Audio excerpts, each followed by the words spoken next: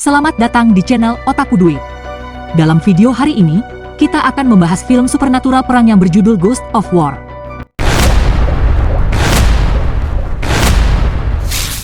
Film ini dimulai pada tahun 1944 selama pendudukan Nazi di Prancis. Chris terbangun dan melihat siluet seorang pria di hutan di dekatnya. Chris perlahan-lahan mengambil pistolnya, mengira bahwa sosok bayangan itu mungkin adalah musuh. Untuk memastikannya, dia memeriksa anggota pasukannya dan melihat di dekat kantong tidur mereka. Kemudian, sosok bayangan itu menyalakan cerutu di mulutnya. Karena kegelapan, Chris tidak dapat melihat siapa sosok itu. Sosok itu kemudian membuang cerutu tersebut dan menyarungkan pistolnya. Chris menutup matanya dan bersiap menghadapi kemungkinan terburuk, namun sosok itu sudah tidak ada saat ia membuka matanya. Keesokan paginya, Chris dan 4 anggota pasukannya pergi ke sebuah pos.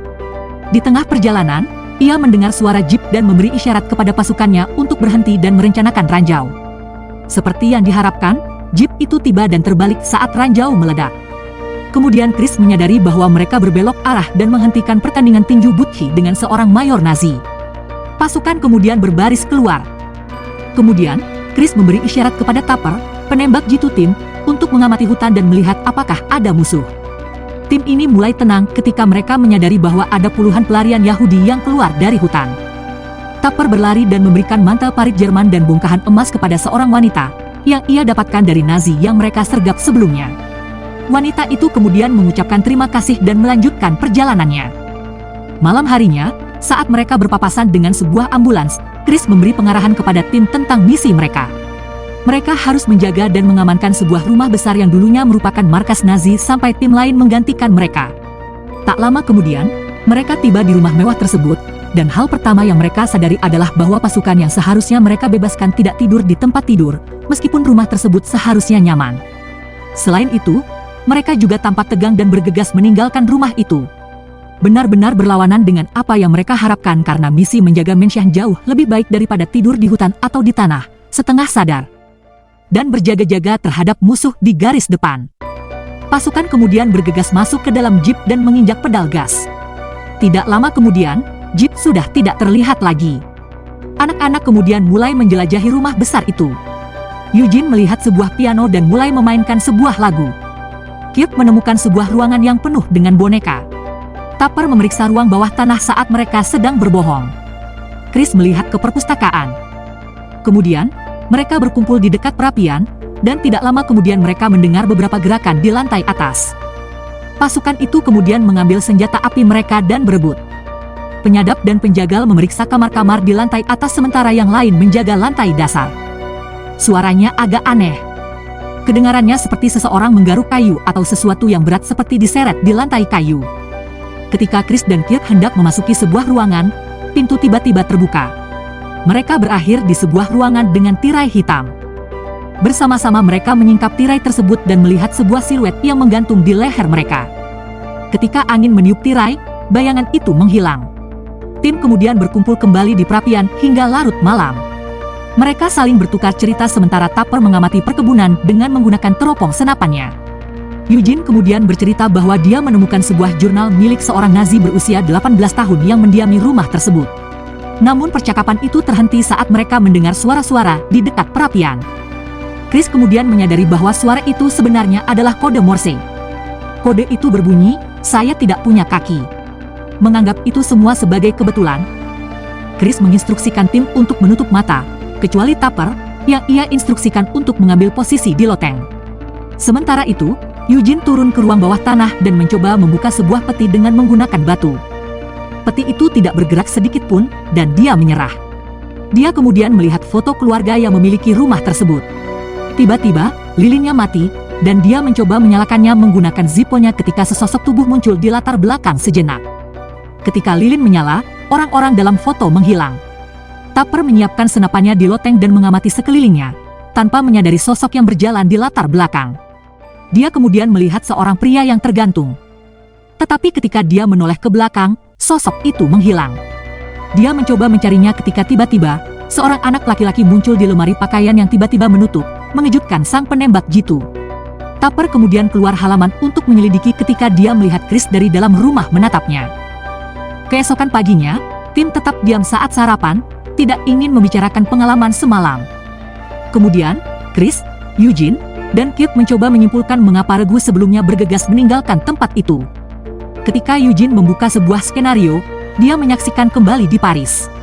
Dia memberitahu mereka bahwa dia melihat Tupper memotong beberapa tentara muda Hitler. Tentara anak-anak berusia sekitar 15 hingga 17 tahun. Hal yang paling aneh dari adegan tersebut adalah Tupper memainkan lagu Cat's Cradle dan menawarinya giliran berikutnya. Tepat pada waktunya, Tupper tiba dan memberitahu mereka mengapa pasukan sebelumnya terburu-buru. Sebuah transmisi radio memberitahu mereka bahwa satu peleton tentara Nazi sedang berjalan kaki dan mungkin akan melewati rumah besar itu. Dia kemudian merekomendasikan agar mereka tetap berada di hutan, tetapi Chris melaksanakan perintah untuk tetap tinggal dan mempertahankan rumah besar itu sebagai komandan. Tim bersiap menghadapi Jerman. Di loteng, Eugene dan Tupper menemukan sebuah pentagram. Hal ini tidak mengejutkan Eugene, karena ia tahu bahwa Hitler dikenal memiliki obsesi terhadap hal-hal gaib dan menganggap keluarga yang pernah tinggal di rumah tersebut telah dibunuh dalam sebuah ritual. Saat mereka memindahkan lemari pakaian, pintunya tiba-tiba menutup, menghancurkan jari-jari Eugene. Tanpa ada orang lain di ruangan itu, Eugene menyalahkan Tupper dan mendorongnya untuk kembali. Kemudian, kembali ke perapian, Kirk, Chris, dan Eugene memindai frekuensi di radio mereka, berharap dapat menghubungi dan mendapatkan kabar dari sekutu mereka. Namun, mereka justru mendengar suara wanita muram yang menyatakan bahwa mereka akan datang. Mereka tidak terlalu percaya dengan paranormal, namun pada saat itu, ketiganya sepakat bahwa tempat itu berhantu. Kirk kemudian menyarankan untuk meninggalkan rumah itu sebelum Jerman tiba. Saat Kirk berbicara, mereka mendengar suara dentuman logam. Mereka menghela napas untuk mengambil mantel, dan Eugene menuliskan, "Jika Anda pergi." Tiba-tiba, tangannya bergerak tak terkendali, menulis, "Kamu mati?" Eugene bersumpah bahwa bukan dia yang menulis itu. Malam itu, tim bersiap untuk kemungkinan baku tembak. Penyadap menempatkan diri di loteng sementara yang lain membuat barikade improvisasi di dekat pintu masuk utama. Seperti yang mereka takutkan, Nazi benar-benar datang. Pasukan musuh mengepung rumah besar itu dan mencoba masuk. Namun pintunya terkunci. Tentara musuh bergerak ketika mereka mendengar ledakan keras yang membuat mereka mendobrak jendela dan pintu, mengira mungkin ada musuh di dalam. Baku tembak pun terjadi. Salah satu tentara Nazi melemparkan granat ke arah pasukan. Chris, Eugene, dan Kirk menyelam ke samping sementara Bucci yang bereaksi cepat mencoba menyelamatkan teman-temannya dengan memeluk granat dan meminimalkan ledakan. Mereka kemudian bergerak ke arah yang berbeda. Chris pergi ke ruang bawah tanah dan membunuh dua musuh. Eugene kesulitan untuk mengisi ulang dan mengokang pistolnya karena tangannya yang terluka. Setelah siap untuk menembak, dia mencuri-curi dan keluar dari tempat persembunyiannya untuk menembak seorang tentara. Tapi ternyata dia mengarahkan pistolnya ke hantu. Kirk bersembunyi di balik pintu. Ketika dia akan menyerang musuh, dia melihat seorang Nazi tenggelam di dalam bak mandi, meronta-ronta. Sementara itu, Huppert melihat seorang tentara Nazi tergantung di lehernya. Ketika matahari terbit, pasukan memeriksa Bucci. Untungnya, dia masih hidup tapi tidak sadar. Mereka memutuskan untuk memberinya morfin untuk meringankan rasa sakit dan membantu menstabilkan kondisinya. Kemudian, Eugene menyadari bahwa semua yang terjadi pada malam itu mirip dengan apa yang dialami oleh keluarga yang tinggal di rumah itu. Sang ayah terbakar, matahari tenggelam, dan anak perempuannya digantung. Mayat-mayat itu tidak pernah dikuburkan. Chris yakin bahwa dengan menguburkan mayat-mayat itu dengan layak, mereka tidak akan dihantui lagi.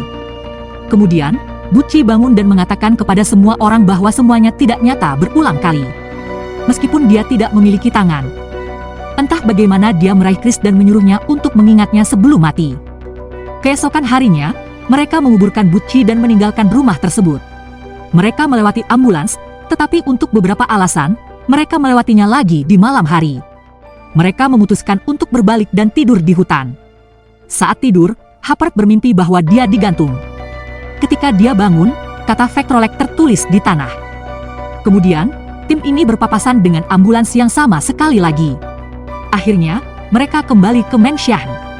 Mereka memutuskan untuk menguburkan mayat-mayat tersebut dan mengakhiri hantu itu untuk selamanya. Chris menuangkan tepung ke seluruh lantai agar mereka tahu jika ada hantu yang mendekati mereka. Ketika Huppert menyebutkan kata Vectrolek, Eugene menjelaskan bahwa itu adalah kutukan muslim kuno yang mengatakan bahwa ketika Anda membiarkan kejahatan terjadi, maka kejahatan itu akan kembali 10 kali lipat. Mereka berbaring menunggu ketika tiba-tiba, mereka melihat langkah kaki. Hantu itu berjalan ke arah sang letnan dan berhenti di depannya. Kemudian hantu itu muncul dan menyeret Chris. Dia berteriak kepada pasukan untuk menembaknya.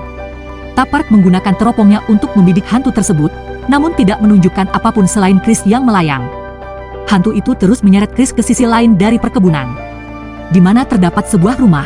Eugene dan Kierkegaard masuk ke dalam rumah tersebut, namun mereka disambut oleh distorsi yang mengganggu dan gambar-gambar yang berkedip-kedip. Ketika gambar tersebut memudar, mereka melihat Chris berada di samping jasad anggota keluarga yang belum dikuburkan. Pada malam yang sama, ketiganya menggali kuburan dan menguburkan mayat-mayat tersebut untuk mengakhiri kutukan. Mereka menemukan halaman terakhir yang robek dari jurnal tersebut dan membacanya. Mereka menemukan bahwa keluarga itu sebenarnya bukan orang Prancis, tetapi mereka adalah orang Afghanistan yang berusaha menyelamatkan sebanyak mungkin orang Yahudi dan ketika mereka dieksekusi oleh Nazi. Sang ibu meneriakkan kutukan, Vectrolek. Ketika mereka kembali ke rumah besar, Eugene tiba-tiba teringat entry lain dalam jurnal yang menyatakan bahwa mengubur mayat-mayat itu tidak akan mengakhiri kutukan. Sebaliknya, hal itu justru memberi mereka kekuatan untuk bangkit dari kubur dan terus menghantui mereka. Saat dia selesai, lampu-lampu mati satu persatu. Di sisi lain, Tapert berada di loteng duduk di dekat pentagram seolah-olah telah menyelesaikan kutukan. Kemudian keluarga tersebut pergi mengintip ke ruangan lain di mansion. Mereka kemudian mencoba membunuh para tentara. Namun Chris dan rekan satu regunya tidak akan menyerah tanpa perlawanan. Mereka mencoba melawan, tetapi menembak mereka atau serangan fisik apapun tidak ada artinya. Tanpa peringatan, hantu-hantu itu diam dan melakukan kesalahan. Chris berbalik dan melihat Butchie berteriak bahwa ini tidak nyata. Chris terbangun dari koma dengan dikelilingi oleh dokter dan staf lainnya. Dengan bingung, dia melihat sekeliling ruangan dan melihat teman-temannya terbaring di tempat tidur dalam keadaan terluka. Dia membuka selimutnya dan melihat bahwa dia tidak memiliki kaki. Dokter menjelaskan situasinya dan mengatakan kepadanya bahwa ingatannya akan segera kembali. Dia memberitahu Chris bahwa mereka berada dalam simulasi yang membantu para veteran yang terluka. Hill, dari PTSD dan lainnya. Dan dokter itu benar.